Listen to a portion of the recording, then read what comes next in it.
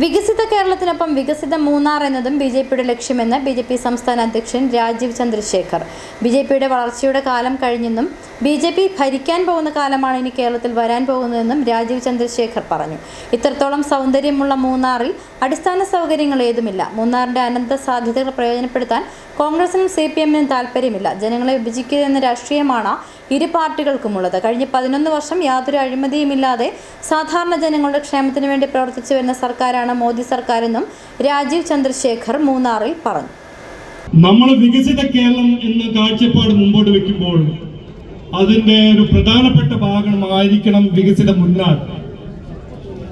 അതിനുവേണ്ടി ഈ ഇലക്ഷൻ മൂന്നാറിന്റെ ഭാവിക്ക് വേണ്ടി, ഈ പ്രശ്നങ്ങൾ പരിഹരിക്കാൻ വേണ്ടി ഈ ഇലക്ഷനിൽ BJP NDA ജയിക്കും എന്ന് നമ്മൾ ഇന്ന് തീരുമാനിക്കണം. ഇങ്ങനെ ഒരു സൗന്ദര്യമുള്ള ഒരു സ്ഥലം, പക്ഷേ അതിനുവേണ്ടി അടിസ്ഥാന സൗകര്യങ്ങൾ വേണ്ടേ? മൂന്നാർ ടൗൺഷിപ്പിൽ ഇന്ന് ഒരൊറ്റ ടോയ്ലറ്റ് ഇല്ല. എന്നിട്ടാണോ ടൂറിസം വരാൻ പോകുന്നത്? ഈ നാടിന് എത്രയോ സാധ്യതയുണ്ട്, അനന്ത സാധ്യതകളാണ്.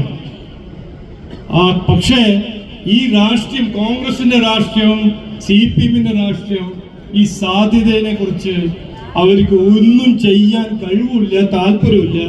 സാധ്യത യാഥാർത്ഥ്യമാക്കണം എന്ന് അവർക്കൊരു ബോധം, അവർക്കൊരു ആവശ്യമില്ല. നരേന്ദ്രമോദിജി അവസരം കിട്ടിയപ്പോൾ എന്ത് ചെയ്തു? കഴിഞ്ഞ 11 കൊല്ലം ഒരു അഴിമതിയുമില്ലാണ്ട് സാധാരണ ജനങ്ങൾക്ക് വേണ്ടി എത്രയോ ക്ഷേമ പദ്ധതികളും എത്രയോ സാമൂഹ്യ ക്ഷേമ പദ്ധതികൾ നടപ്പിലാക്കി 25 കോടി പാവങ്ങളെ ദാരിദ്ര്യത്തിൽ പുറത്തു കൊണ്ടുവന്നു. ഇതാണ് നരേന്ദ്രമോദി ചെയ്തത്.